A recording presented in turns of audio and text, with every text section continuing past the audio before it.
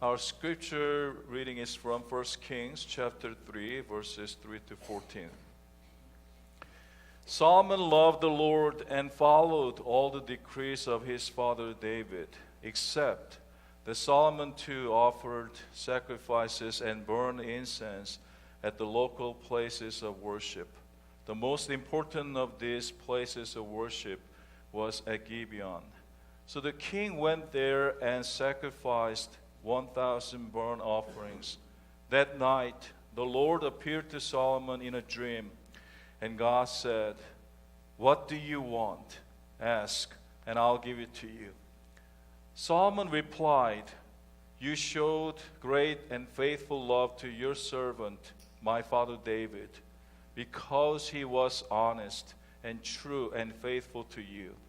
And you have continued to show this great and faithful love to him today by giving him a son to sit on his throne. Now, O Lord my God, you have made me king instead of my father David. But I am like a little child who doesn't know his way around. And here I am in the midst of your own chosen people, a nation so great and numerous they cannot be counted. Give me an understanding heart so that I can govern your people well and know the difference between right and wrong. For who by himself is able to govern this great people of yours?" The Lord was pleased that Solomon had asked for wisdom. So God replied, "Because you have asked for wisdom in governing my people with justice and have not asked for long life or wealth or the death of your enemies, I will give you what you asked for. I will give you a wise and understanding heart, such as no one else has had or ever will have. And I will also give you what you did not ask for, riches and fame. No other king in all the world will be compared to you for the rest of your life. And if you follow me and obey my decrees and my commands as your father David did, I will give you a long life." The second passage that I chose for our message this morning is from Ecclesiastes chapter 1, verses 1 through 2. These are the words of teacher, king of David's son, who ruled in Jerusalem. "Everything is meaningless," says the teacher, "completely meaningless." This is the word of God for the people of God. Be to God. A mother and her son and her nephew visited a local Walmart store. As the mother tried to pass through the toy aisles, her son asked her to buy a toy that worth less than $1. Since the boy had too many toy cars at home, she declined his request. But the boy didn't give up. He lay down on the floor and was kicking and screaming. Have you seen this boy at Walmart? I'm sure you do. The mother was so embarrassed by her son's behavior, and finally she gave in to her son's demands and bought the toy car. And she turned around and asked her nephew to pick a toy car that he wanted to buy. Instead of choosing a toy car that he would enjoy, the nephew was holding her hand tightly and said, "Aunt, I don't need a toy car. All I need is you." Just imagine you have a grandson. Don't ask you for anything, just you. How would you feel about that? She was so pleased with his response. So she said to him, "I will buy you any toy you want in this store." The nephew's answer, while seemingly simple, may reveal something deeper. Let me ask you this question. If God came to you this morning with the same wish-granting opportunity, that the mother gave to her nephew, what would it be? Ask, and I'll give it to you. What is the first thing that pops into your head? Your answer could be to live in good health, great health, growing old without losing mind, not die from painful disease. Or you may request that I'd like to have money for travel, or I need to pay medical expenses, or to have plenty of energy to play any sports, playing golf or tennis, pickleball or table tennis. You may want to leave a great legacy, or to live each day without regret. Whatever it is, your wish this morning, suppose God grants all your wishes so you live in great health, have plenty of money for travel all around the world, have plenty of energy to play any sports you want to, being an influential leader in your church and community. Will your great health, your money, your power, and your fame make your life meaningful? How'd you answer that? If you have everything that I describe here, good health, money, power, and fame, will it make your life meaningful? Let's dive into our passage this morning to find out what makes your life and my life meaningful. According to our passage this morning, during the early days of his reign, King Solomon offered 1,000 burnt offerings at Gibeon. At that night, the Lord appeared to him and said, "What do you want? Ask, and I'll give it to you." So what did Solomon ask for? Solomon could have asked for a lot of things from God. He could ask for wealth or even the death of his enemies, which is naturally perfectly okay and acceptable for a king in Solomon's day. But Solomon desired just one thing, and one thing only. Instead, he asked for wisdom. In other words, what Solomon asked for was God himself. Like the nephew in the story, Solomon saying, "God, I don't need more money. I don't need more power and fame. All I want and need is you." And God was so pleased with his response. So God gave Solomon not only what he asked for, but also what he did not ask for. During his reign, King Solomon lived a very rich life. He had it all. The Bible tells us that during his life, Solomon became famous for his wisdom. Next to Jesus, he was the wisest man who ever lived. He was a master of innumerable subjects, wrote 3,000 proverbs, 1,005 songs, and 3 books of the Bible. Solomon also acquired great wealth, and there were no kings in all the earth who could compare to him. Even today, there's no one in all the earth who could compare to him. Under Solomon's reign, Israel reached her highest, greatest point as a nation. But did all this wisdom, riches, power, and fame make Solomon happy? Did Solomon live a meaningful life? The answer is no.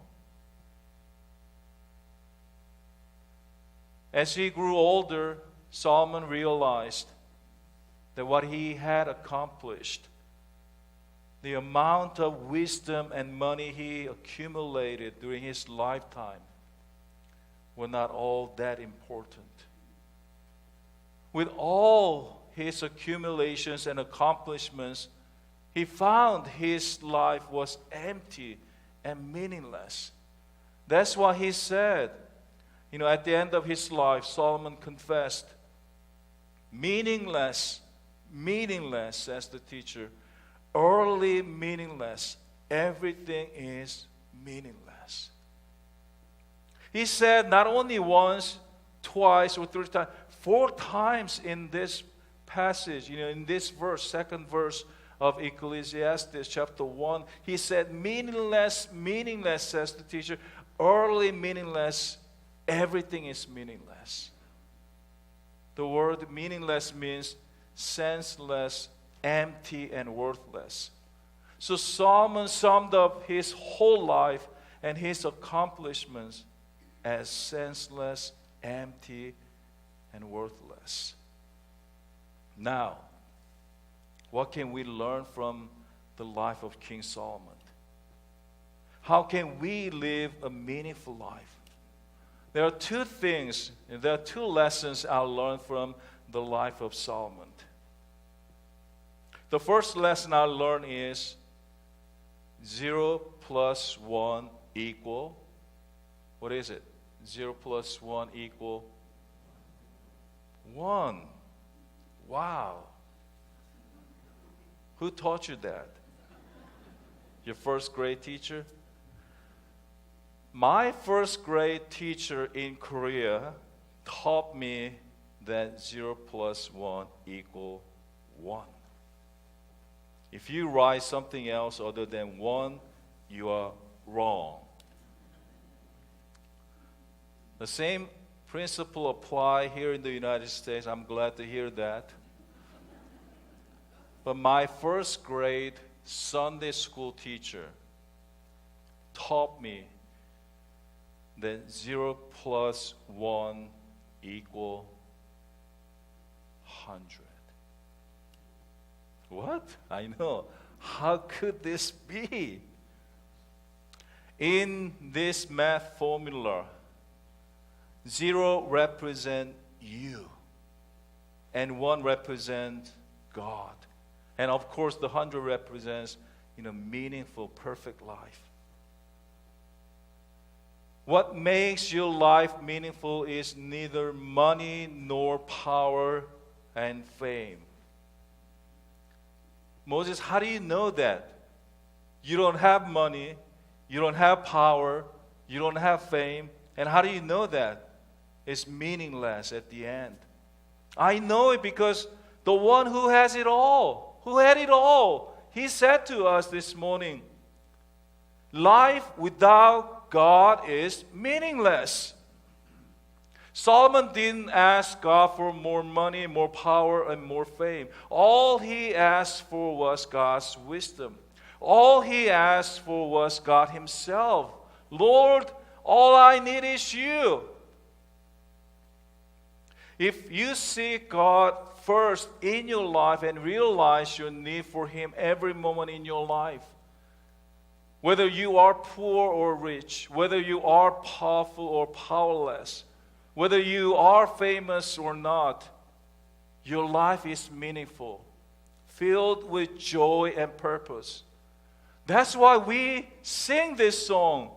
Give thanks with a grateful heart. Give thanks to the Holy One. Give thanks because He's given Jesus Christ, His Son. And now let the weak say, I am strong. Let the poor say, I am rich, because of what the Lord has done for us. Give thanks. Yes, we are weak. Yes, we are poor. Yes, we are not famous. But with God, we are strong. With God, we are rich. With God, we are famous. I know many of you have medical issue in your life. Many of you are sick. Because I know it because you're taking more medicine than I do.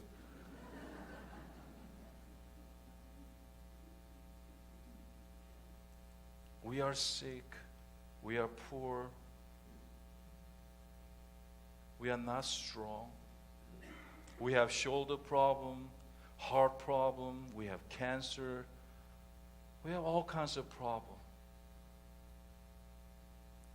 So we may seem, we look like, zero in people's eyes. You are nobody. You are nothing. But with God, you are strong. With God, you are rich. I don't know what you're going through at this moment with your life. Say to the world, you are strong, not because you have something in your life. You are strong because God is with you. I know I'm going through a hard problem, but I am strong. I talked to one of our church members right after the second service. I know he has heart aneurysm. Anytime he could, die. But I told him, you are strong. Tell the world that you are strong. Not because your heart disease is gone, because you have Jesus. You have God in your heart. God promises that if we seek God and His kingdom first above all other things, He will give us things that we don't ask for. So remember the first formula, 0 plus 1 is 100. And I want to introduce you another lesson that I learned from his life. This one must be easy for you. 100 minus 1 equal what? 99. Thank you. Okay, let's look at that with your spiritual eyes. Okay. 100 minus 1 equal 0. How could this be? But I want you to teach, this to your children and grandchildren when you see them again, sometime later. But don't ask them to write this answer to their paper. Oh, my grandma said 100 minus 1 is 0. Maybe you get partial credit, but not the whole credit. 100 minus 1 equals 0. It means a life without God is meaningless. If you take God out of your equation, your life is meaningless. At the end of his reign, Solomon's life was miserable and meaningless. Not because he was broke, not because he was sick, not because he lost his power. He still had it all. But because he turned away from God, and he loved his wives, 700 wives and 300 concubines, and their gods more than our God. He had everything except God. 100 represents your achievements and your accumulations in life. So the 100 can be 70 to you, or 60 to me, or 50 or 75 to you. And then 1 represents God. Even if you have everything, even if you say, my life is perfect, my life is 100 right now, because you have wisdom, riches, power, and fame and knowledge, if you don't have God in your life, you are 0. Your life is meaningless. That's why we sing this song. I'd rather have Jesus than silver or gold. I'd rather be His than have riches untold. I'd rather have Jesus than houses or lands. I'd rather be led by His nail-pierced hand than to be the king of a vast domain, or be held in sin's dress way. I'd rather have Jesus than anything this world offers today. I'd rather have Jesus than silver or gold and power and fame. In his book, Crazy Love, Pastor Francis Chan introduces a lady named Lucy. He describes her this way. If you met Lucy at church, you would probably think she was somebody's innocent, dear grandmother. She's the kind of woman who will come and give you a huge hug and then introduce herself. You would never guess that Lucy is an ex-prostitute. When she was in her teens and early 20s, drugs and prostitution dominated her life. Through an older Christian woman who reached out to the prostitutes, Lucy met Jesus and her life was completely transformed. To this day, almost 40 years later, Lucy lives near the same streets where she once worked as a prostitute, and consistently opens her home to other young women who are caught in prostitution. It is common knowledge on the streets that if you need anything, you can come to Lucy's house. She doesn't have a lot, but her home is always open. Prostitutes, pimps, drug users, dealers, and anyone else who most people avoid, Lucy invites them in. This is her way of loving people who are in desperate need of hope. And love that Lucy found 40 years ago. Lucy lives a meaningful life. To me, what about you? She lives a meaningful life not because she lives in a big house or drives a nice car or she has enough money to travel all around the world. She lives in the same street that she used to live 40 years ago. But her life is meaningful because she has Jesus in her life. What is the one thing you desire more than anything else in this season of your life? You may feel insignificant. You may feel you are a loser. You may feel you are nobody. But remember, you are somebody. You are significant. You are a winner because you have Jesus in your life. Desire God more in your life and put Him first in your life. Anytime you live a life with putting God first, you have taken a step toward the meaningful life.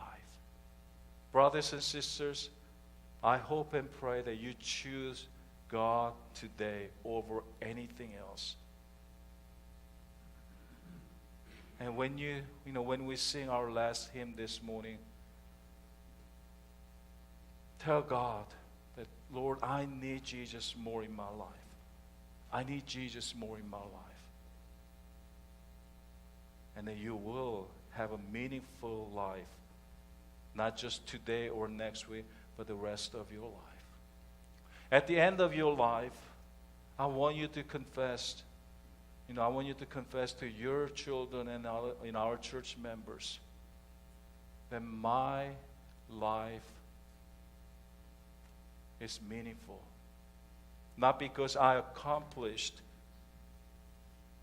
this much or this much, but because I have Jesus in my life. I invite you to stand and then let us sing our closing hymn. Jesus is all the world to me. We'll sing verses 1, 2, and 4.